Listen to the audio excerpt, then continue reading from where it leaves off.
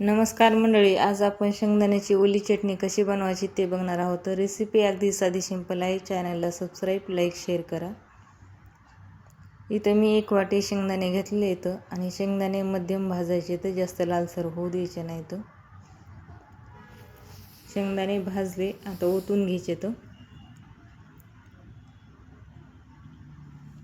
कढईमध्ये 4 हिरव्या मिरच्या आणि 5 लसणाच्या पाकळ्या टाकल्यात. हे दोन्ही भाजून घ्यायचे. ह्याला थोडंसं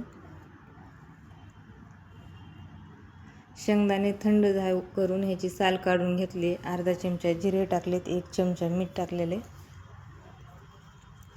हिरवी मिरची, लसूण, कोथिंबीर टाकून मिक्सरला वाटून घ्यायचं. हे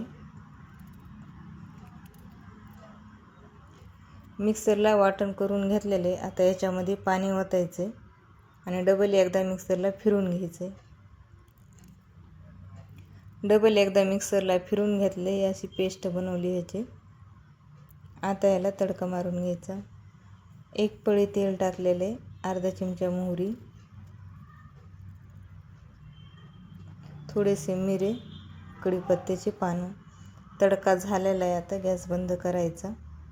तडका मारून घ्यायचा चटणीला. कशी वाटली रेसिपी कमेंटमध्ये नक्की सांगा.